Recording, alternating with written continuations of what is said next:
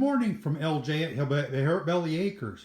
This is the fine Neotech saw that came in, the NH865. And there's the manual for it, and a little scabbard. And you see ring compressors, and you got a mixing jug, some earmuffs, eye safety protection. And here on the side, you can see the fine saw.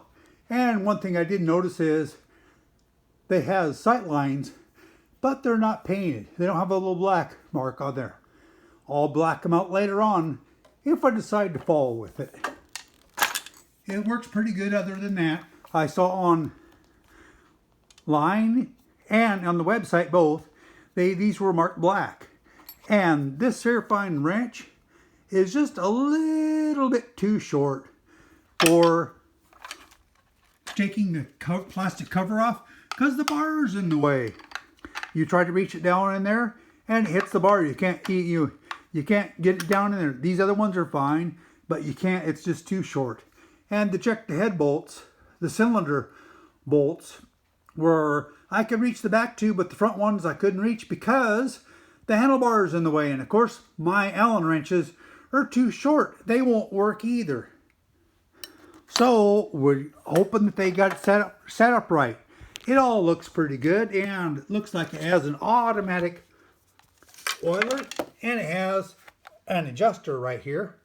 You can see the adjuster down in there. And if we move it over here to the side and whoops, roll it around and take this clutch cover off, and it looks like the clutch cover is some sort of metal also. It looks like it's fairly well made. It has a nice, look at that, nice tensioner in there.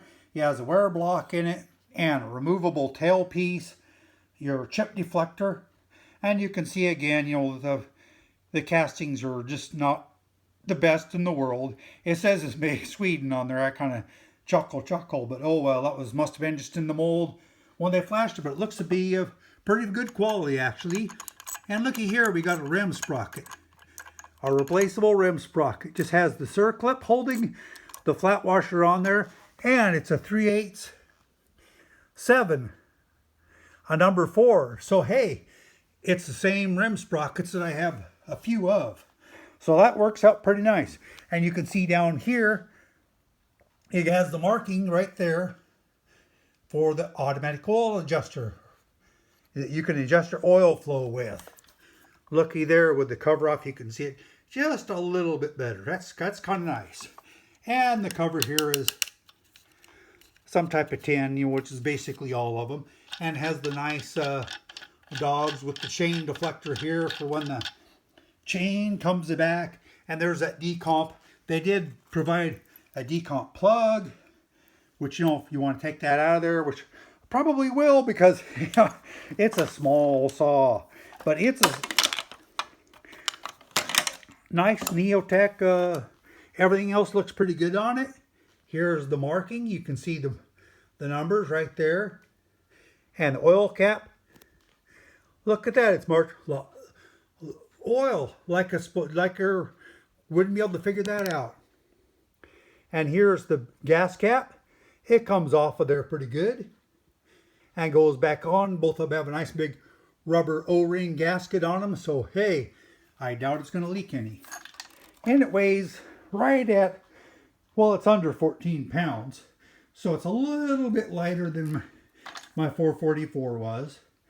But, you know, it's 65 some cc, so it's close.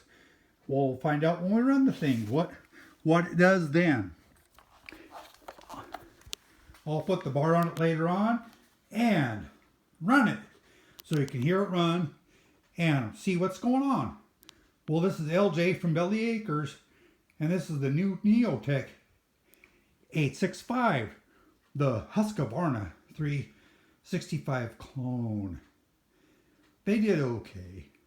This was LJ from Belly Acres.